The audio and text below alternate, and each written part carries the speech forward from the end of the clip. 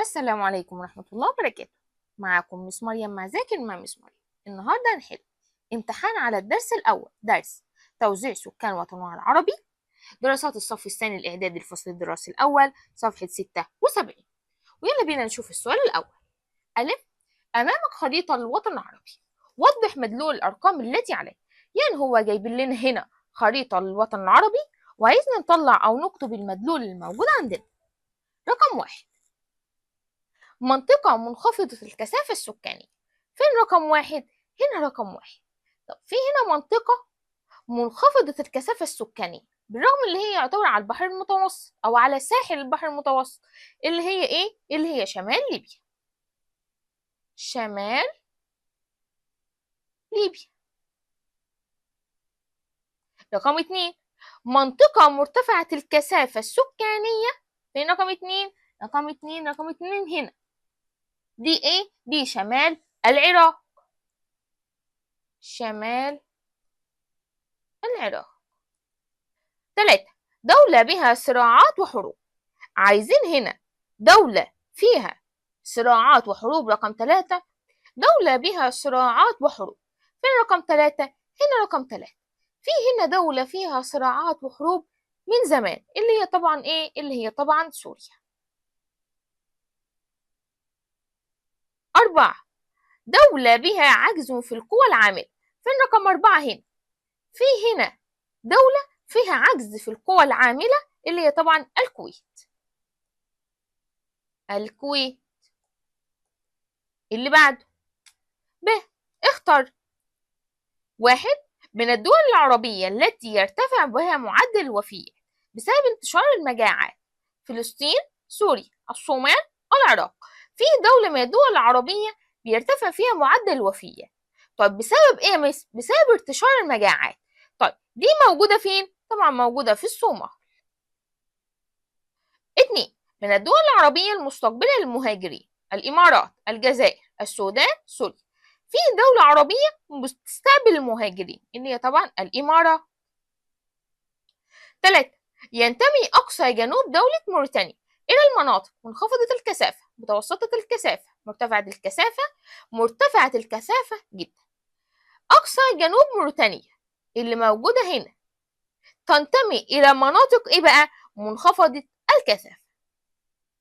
4: تنتمي معظم هضبة إفريقيا الشمالية ضمن المناطق مرتفعة الكثافة، نادرة السكان، متوسطة الكثافة، مرتفعة الكثافة جدا.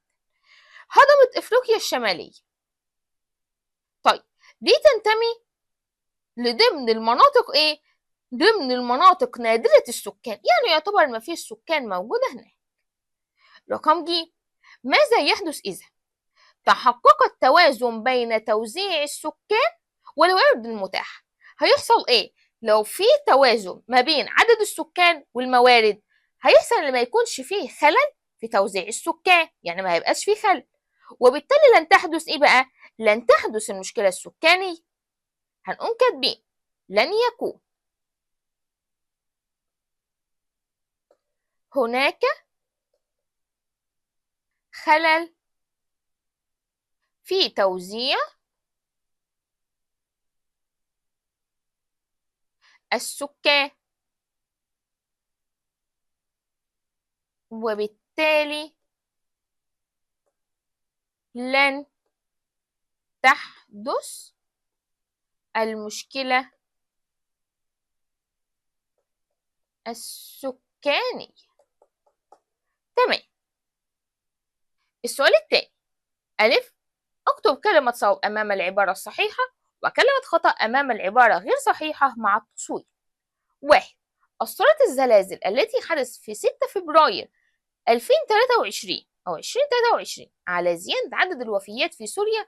طبعا صح، واحنا طبعا كلنا شفنا الزلزال اللي حصل في سوريا وكمية الوفيات الرهيبة اللي حصلت فيه، سواء في سوريا أو تركيا. رقم 2: تعد بعض أجزاء بلاد الشام وبلاد المغرب العربي من المناطق ذات الكثافة السكانية المتوسطة. طبعا صح. رقم 3: موارد المياه من العوامل البشرية التي تؤثر في توزيع السكان. طبعا خطأ. ليه؟ لأن مورد المياه من العوامل الطبيعية اللي بتأثر في توزيع السكان، مش العوامل البشرية الطبيعي. 4. تختلف المشكلة السكانية في مصر عن المشكلة السكانية في السعودية. طبعا صح. ازاي؟ احنا عندنا في مصر زيادة في الزيادة السكانية، وفي نفس الوقت في قلة في الموارد. يعني احنا ماشيين عكس بعض، في زيادة في أعداد المواليد أو المشكلة السكانية، وفي انخفاض في الموارد. بخلاف السعودية، في عندهم انخفاض في الزيادة السكانية وارتفاع في الموارد. رقم ب. دل جغرافيا على صحة العبارة التالية: أثرت التضاريس على الوطن العربي مناخيا وسكانيا. إزاي التضاريس أثرت على الوطن العربي من حيث المناخ والسكان؟ هنقوم كاتبين مناخيا الأول، نقوم رافعين دي كده ونقوم كاتبين مناخي.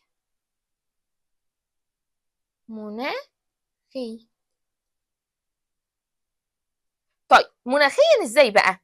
يؤثر ارتفاع التضاريس في درجات الحرارة. ازاي يا مس؟ ازاي اللي احنا كل ما نرتفع 150 متر بتقل درجة الحرارة كام؟ درجة مئوية. واتجاه الكتل الجبلية يؤثر في اتجاه الايه؟ طبعا يؤثر في اتجاه المطر. هنقوم كاتبين يؤثر ارتفاع التضاريس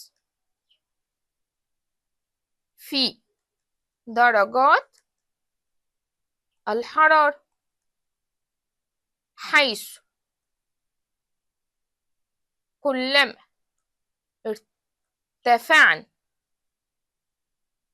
150 متر تقل درجة الحرارة درجة مئوية.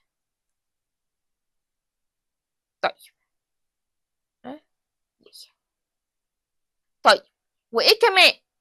اتجاه الكتل الجبلية يؤثر في كمية المطر. طيب احنا كده قلنا مناخي، تعال نشوف سكاني.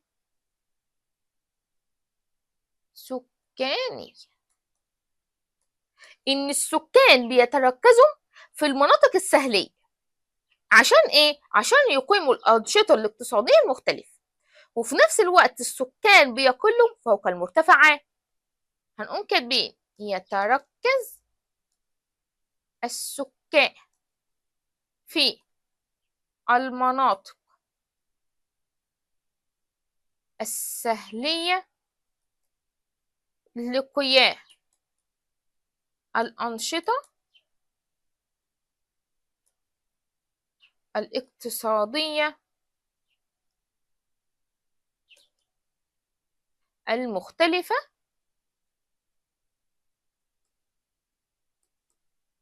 ويقل السكان فوق المرتفعات. وبكده نكون خلصنا. معكم مس مريم مع ذاكر مع مس مريم. انتظروني في حل باقي الاختبارات مع المواد، وبالتوفيق لينا وليكم يا رب العالمين. وما تنسوش تدعوا لاخواتنا في فلسطين ربنا يصبرهم وينجيهم وينصرهم يا رب العالمين. والسلام عليكم ورحمة الله وبركاته.